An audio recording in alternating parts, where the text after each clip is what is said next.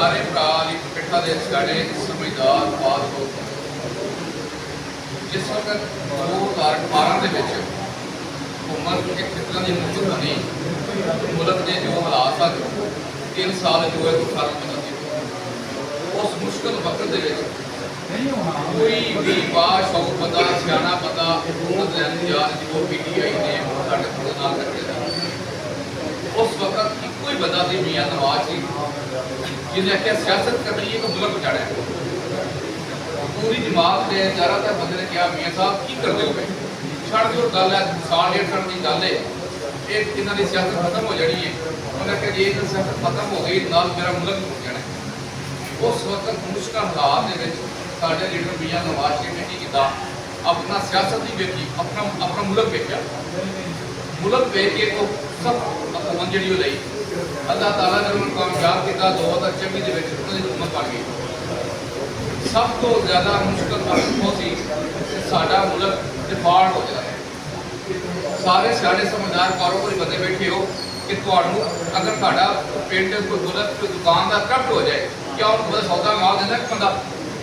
मतलब कि कार फटदा बैठे ने किसी दुकानदार के बारे गल हो जाए कि दिवालिया हो गया है खत्म हो गया है क्या वो बंदे को उधार देता है माल देता बंदा उन्होंने पैसे ना बंदे माल नहीं देते। सेम इस तरह की उस वक्त साडा मुल्क जिहड़ा अगे कितना की हुकूमत डिफॉल्ट हो जाता सी अलहमदुलिल्लाह साडे डेरिया मियां शहबाज शरीफ साहब ने किया अंत कोशिश तो बाद अज जिहड़ा अज साडा मुल्क डिफॉल्ट हो गया अज 25 अरब डॉलर साडे इस्लामी पे अल्लाह ताला ने ज़ात ने फजल किया अल्लाह ने ज़ात ने करम किया उन्होंने मेहनत तो साफ नहीं सी मियां नवाज शरीफ की जो मुश्किल वक्त में मुल्क बचाया सी नीयत साफ सी उन्होंने हुकूमत लई अल्लाह ताला से रुहन किया साडा मुल्क जिहड़ा अल्लाह के फजल नाल दोबारा अपने राज आ गया 25 अरब डॉलर का खर्चा उस पर भरावो सारे समझदार सियाने बंदे हो साडी CM साहब ने की किया सारे दुनिया बारे दे सी कि CM साहब पता की करदियां ने इन्हां मनिया साहबां नूं रेला बना छड़िया है उन्हें की करना है ਤੁਹਾਨੂੰ ਸਾਰਿਆਂ ਨੂੰ ਗੁਜ਼ਾਰ ਦੀ ਕਾਰਗਰੀ ਹੋਟਾ ਬੰਦੀ ਜੋ ਬਤਾ ਸਾਡੇ ਸੂਬੇ ਪੰਜਾਬ ਨਹੀਂ ਕਰਦੇ ਇਹ ਸੂਬਾ ਪੰਜਾਬ 12 ਕਰੋੜ ਆਬਾਦੀ ਦਾ ਸੂਬਾ ਹੈ ਮੇਰੇ ਭਰਾਵੋ ਯੂਰਪ ਦੇ ਕਿਸੇ ਵੀ ਮੁਲਕ ਦੀ ਇੰਨੀ ਆਬਾਦੀ 12 ਕਰੋੜ ਨਹੀਂ ਹੈ। ਉਸ ਮੁਲਕ ਦਾ ਵਜ਼ੀਰ ਸਾਨੂੰ ਬੇੜਾ ਗਰਕ ਕਰਨ ਵਾਸਤੇ ਸਾਡੇ ਸਿਰ ਤੇ ਗੁਜ਼ਾਰ ਪਾ ਗਿਆ ਜਿਨੇ ਕਰਪਸ਼ਨ ਲੁੱਟਮਾਰ ਤੋਂ ਇਲਾਵਾ ਕੋਈ ਕੰਮ ਨਹੀਂ ਕੀਤਾ। ਅਲਹਮਦੁਲਿल्लाह ਜਦੋਂ ਮਰੀਮ ਸਾਹਿਬ ਅੱਜ ਬੈਠੇ ਨੇ ਸਾਡੇ ਵਜ਼ੀਰ ਬਣੇ ਨੇ 1.5 ਸਾਲ ਦਾ ਅਰਸਾ ਹੋਇਆ ਅੱਜ ਸਾਡਾ ਸੂਬਾ ਬਹੁਤ ਸੂਬਾ ਹੈ जिथे 1 अरब डॉलर सरदा सा सूबे का कर्जा भी खत्म हो गया 1 अरब डॉलर साढ़े खजाने में पे है। इस तरह मरियम नवाज साहब का एक काम है उस बाद चोरी डकैती तो बदमाशी साड़ी पुलिस सोच सकती थी असं सोच सकते था यार अगर पत्ता बन के खत्म हो जानी है जोड़ के खत्म हो जाने ये सोच सकता था। मरियम साहब ने 1 साल टाइम का 1 साल मेहनत तो बाद की होया आज भरावो एक गल हकीकत ना करना मैं तुहाडे सामने कि सारे समझदार बादशाह बंदे बैठे हो थाने अलीपुर रिकॉर्ड चेक कर लो कि पिछले महीने कितनी डकैती की वारदात हुई। अलहमदुलिल्लाह अल्लाह का शुक्र है साढ़े अलीपुर शहर सिर्फ 2 डकैती की वारदात 3 महीने में हुई है जिसे साढ़े अलीपुर शहर के गिरदरबार हर रोज 15 तो 20 वारदात हुई हैं। फिर कभी दुकान का फोन आ जाता छुट्टिया गया जी मेरा उत्थे मेरा सेल्समैन अद्धे घंटे फोन आ जाता दूसरे दुकानदार साड़ी फैमिली जा रही थी सारन वो वादियाँ लै गई ने उस 15 मिनट फोन से छनामे साड़ी डकैती पानी हो गई है सारा दिन प्रचार देता है एक ही काम हो रहा है। अल्लाह का शुक्र होया साड़ी वज़ीर साहब ने उन्होंने करके पाया कि इस तरह अमल लिया